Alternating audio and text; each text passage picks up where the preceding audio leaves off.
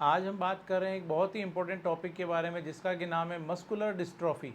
यह एक बहुत ही रेयर डिजीज़ है, इतनी ज़्यादा कॉमनली देखने को नहीं मिलती है, लेकिन आजकल इसके काफ़ी पेशेंट हैं जो कि बढ़ गए हैं। मस्कुलर डिस्ट्रॉफी जैसा कि आप नाम से समझ सकते हैं, समय के साथ साथ आपकी जो मांसपेशियाँ होती है धीरे धीरे वो कमज़ोर होना शुरू हो जाती है। अक्सर जो यह प्रॉब्लम है यह बच्चों में ज़्यादा देखने को मिलती है, बच्चों में चाइल्डहुड में स्टार्ट होती है और वो बड़े होते होते वो बच्चे अक्सर इसमें व्हील चेयर पर आ जाते हैं।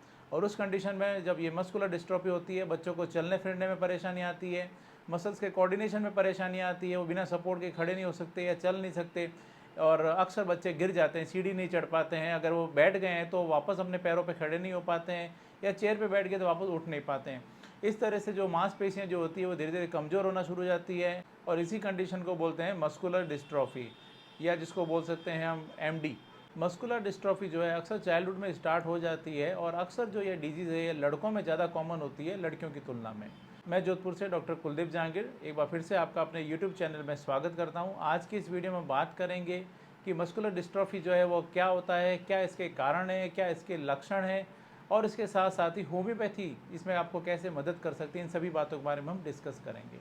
आगे बढ़ने से पहले मैं आपसे रिक्वेस्ट करूँगा, अगर चैनल को आपने सब्सक्राइब नहीं किया है तो इस चैनल को सब्सक्राइब करें और बेल आइकन ज़रूर दबाएं ताकि जैसे भी नेक्स्ट वीडियो अपलोड करूँ आपके पास उसका नोटिफिकेशन आ सके। दोस्तों, मस्कुलर डिस्ट्रॉफी जो है, मस्कुलर डिस्ट्रॉफी में अलग अलग टाइप्स हैं उसके देखने को मिलते हैं और उसके अकॉर्डिंग इसके अलग अलग सिम्टम्स हैं जो कि देखने को मिलते हैं। बट इसमें जो सबसे ज़्यादा कॉमन टाइप है वो है डीएमडी। डीएमडी जिसको अलग अलग प्रोनाउंसिएशन से पुकारा जाता है, कोई इसको डचेन मस्कुलर डिस्ट्रॉफी बोलता है, कोई ड्यूशेन मस्कुलर डिस्ट्रॉफी बोलता है, कोई इसको ड्यूकेन मस्कुलर डिस्ट्रॉफी बोलता है। इस तरह से इसको अलग अलग प्रोनाउंसिएशन इसके किए जाते हैं, बट जनरली जो सबसे ज़्यादा कॉमनली देखने को मिलती है वो ये डीएमडी ही है, जो कि अक्सर देखने को मिलती है, most common type of muscular dystrophy.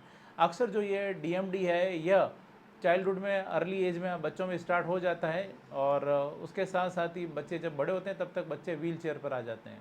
DMD के जो बच्चे होते हैं, जैसा मैंने बताया था, अक्सर लड़कों की समस्या ज़्यादा आती है, तो उसमें जो ये बच्चे होते हैं, यह बच्चे जैसे खड़े होते हैं वो खड़े नहीं हो पाते हैं, वो गिर जाते हैं। इसके अलावा उनका जो खड़े होने का जो पोस्चर होता है वो सही नहीं होता है। इसके साथ साथ ही उनको चलने फिरने के लिए उनको सपोर्ट की ज़रूरत पड़ती है। अगर वो लेट जाते हैं तो लेट कर उनको उठने में परेशानी आती है, या वो चेयर पर बैठ गए तो चेयर से वापस उनको खड़े होने में बड़ी समस्या आती है। सीढ़ी चढ़ने में उनको बड़ी दिक्कत आती है, उनको सपोर्ट की ज़रूरत पड़ती है। इसके अलावा उनको रनिंग में, जंपिंग में उनको परेशानी आती है। वो अक्सर देखने को मिलता है कि वो टोज़ पर चलते हैं, यानी अंगूठों पर या पंजे पर चलते हैं। इसके साथ साथ ही वो मसल्स जो होती है, उनकी मसल्स में काफ़ी पेन होता है, काफ़ी स्टिफनेस आ जाती है। इसके अलावा जब ये प्रॉब्लम ज़्यादा बढ़ जाती है उस कंडीशन में उनको सांस लेने में उनको दिक्कत आ सकती है, उनको निगलने में उनको परेशानी आ सकती है। इस कंडीशन में बच्चों में अक्सर देखने को मिलता है कि वो टीनेज तक आते आते वो बच्चे व्हील चेयर पर आ जाते हैं। इसके बाद में जो नेक्स्ट टाइप होता है वो होता है baker muscular dystrophy, BMD. BMD जो है वह भी, इसके जो सिम्टम्स होते हैं वो डीएमडी की तरह इसके सिम्टम्स हैं जो कि देखने को मिलते हैं, और यह जो है ये इतनी सीवियर फॉर्म नहीं होती जितनी कि डीएमडी होती है। और अक्सर जो इसके सिम्टम्स होते हैं वो टीनेज तक आते आते इसके सिम्टम देखने को मिलते हैं, करीब करीब 11 से 15 साल की एज के बीच में। अक्सर जो ये डिजीज़ होती है यह भी उनके हाथों को, उनके कंधों को और उनके पैरों को ज़्यादा प्रभावित करती है। इसके बाद में जो नेक्स्ट टाइप है वो है मायोटोनिक मस्कुलर डिस्ट्रॉफी। इसके अंदर क्या होता है कि मांसपेशियाँ जब वो कॉन्ट्रैक्ट हो जाती है उसके बाद इसको वापस रिलैक्स होने में उसको समय लगता है, रिलैक्स होने में उसको परेशानी आती है। और इस तरह की जो कंडीशन होती है उस कंडीशन में उनको ऐसा लगेगा उनकी जो पलकें बिल्कुल बंद हो रही है, पलकें झुक रही है। इसके अलावा उनके जो फेस की मसल्स होती है, फेस की मसल्स लटक जाती है, जिसकी वजह से उनको फेस होता है लंबा लगता है। इसके अलावा उनकी गर्दन को वो मांसपेशियाँ जो होती है वो संभाल नहीं पाती, क्योंकि मांसपेशियाँ कमज़ोर हो जाती है, इस वजह से उनकी गर्दन जो होती है वो लटक जाती है। ये ऐसी कुछ कॉमन सिम्टम है जो कि देखने को मिलते हैं और अक्सर जो है ये फेस की और गर्दन की मांसपेशियों को प्रभावित करती है। अगला जो टाइप होता है वो होता है फेसियो स्कैपुलो ह्यूमरल मस्कुलर डिस्ट्रॉफी। यह जो होती है यह फेस को, कंधों को और अपर आर्म जो हाथों को ये ज़्यादा प्रभावित करती है। उस कंडीशन में क्या होता है कि जो कंधे होते हैं, कंधे ऐसा लगता है कुछ पंख की तरह जो उनके कंधे होते हैं, शोल्डर जो होते हैं वो उनको देखने को मिलते हैं, और उसके अलावा उनको चबाने में उनको थोड़ी परेशानी आती है। इसके बाद में जो एक और जो इसका टाइप होता है वो होता है कॉन्जेनिटल फेस मस्कुलर डिस्ट्रॉफी। उस कंडीशन में क्या होता है, बाई बर्थ ही उनके अंदर ये जो प्रॉब्लम है वो देखने को मिलती है, उनकी मांसपेशियों में डिस्ट्रॉफी जो होती है वो डेवलप होना शुरू हो जाती है। जब बच्चे को देखते हैं कि बच्चे को खड़े होने में परेशानी आ रही है, उसको बैठने में परेशानी हो रही है, और उसके साथ साथ ही उनकी जो स्कोलियोसिस की एक कंडीशन होती है, यानी उनकी जो रीढ़ की हड्डी होती है उसमें टेढ़ापन आ जाता है क्योंकि मांसपेशियाँ उसको संभाल नहीं पाती है, तब उनके पेरेंट्स को पता चलता है कि बच्चे के अंदर कुछ समस्या आ रही है। तब वो डॉक्टर के पास जाते हैं तो पता चलता है कि बच्चों को मस्कुलर डिस्ट्रॉफी की समस्या है। इसके बाद में जो नेक्स्ट टाइप होता है वो होता है लिम्ब गर्डल मस्कुलर डिस्ट्रॉफी। यह जो होता है यह हिप को और कंधों को प्रभावित करती है। उसकी वजह से उनको पैरों को उठाने में परेशानी आती है और चीज़ों को पकड़ने में, उनको चीज़ों को उठाने में हाथों से उनमें परेशानी आती है। मांसपेशियाँ कमज़ोर हो जाती है और उसके साथ साथ ही खड़े खड़े वो गिर जाते हैं, अक्सर इसमें देखने को मिलता है। और उसके साथ ही लेट कर बैठने में परेशानी आती है। चेयर पर अगर बैठ गए हैं तो वापस उनको खड़े होने में उनको परेशानी आती है। इस तरह से कुछ टाइप्स होते हैं और उसके अकॉर्डिंग उसके कुछ सिम्टम्स है जो कि देखने को मिलते हैं। चलिए अब हम बात करते हैं इसके कारण की। तो इसमें कारण की बात करें तो इसके कारण जो है वो इसमें एक पर्टिकुलर जो होता है डिस्ट्रोफिन एक नामक एक प्रोटीन होता है। वो जब जेनेटिक कुछ इसमें बदलाव आते हैं बॉडी के अंदर और उसकी वजह से जिस प्रोटीन की जो कि मांसपेशियों के बनने के लिए ज़रूरी होता है और उस प्रोटीन की जब बॉडी में डेफिशिएंसी होना शुरू हो जाती है, उसका प्रॉपरली उसका फॉर्मेशन नहीं होता है, तो उस वजह से यह जो डिजीज़ है मस्कुलर डिस्ट्रॉफी है वो डेवलप होना शुरू हो जाती है। इस तरह से यह इसका एक जेनेटिक एक डिसऑर्डर होता है जिसकी वजह से यह डिजीज़ जो होती है वो डेवलप हो जाती है। इसके अलावा अगर आपके फैमिली में यह कंडीशन है, परिवार में किसी को है, तो आपके अंदर भी आने की संभावनाएं होती है। अब हम बात करते हैं इसके कॉम्प्लिकेशंस की।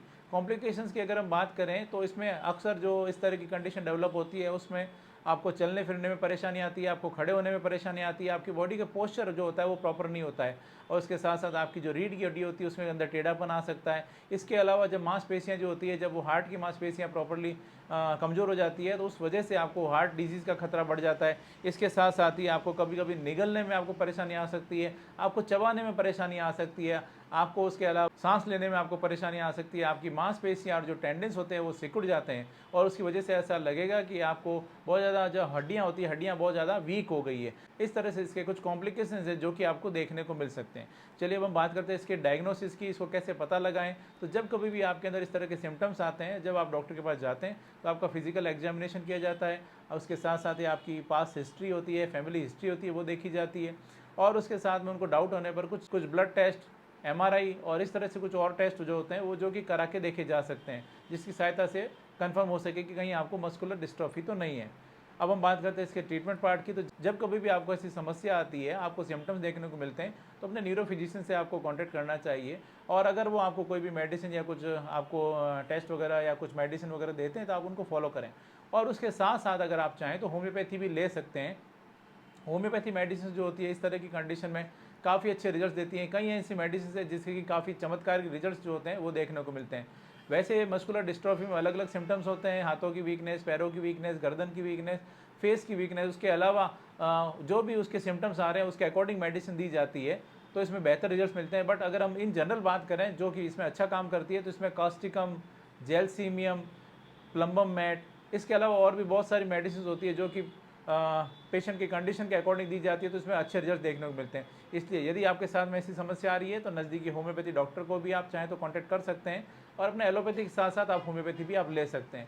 आप चाहें तो मुझसे भी कांटेक्ट कर सकते हैं। मैं उम्मीद करता हूँ आज मैंने आपके साथ में जो भी जानकारी शेयर की आपको ये पसंद आई है और आपके लिए फ़ायदेमंद साबित होगी। इसी तरह मेरे साथ जुड़े रहें, इस चैनल को सब्सक्राइब करें, बेल आइकन जरूर दबाएं ताकि जैसे भी कोई नेक्स्ट वीडियो अपलोड करूँ आपके पास उसका नोटिफिकेशन आ सके। Thank you.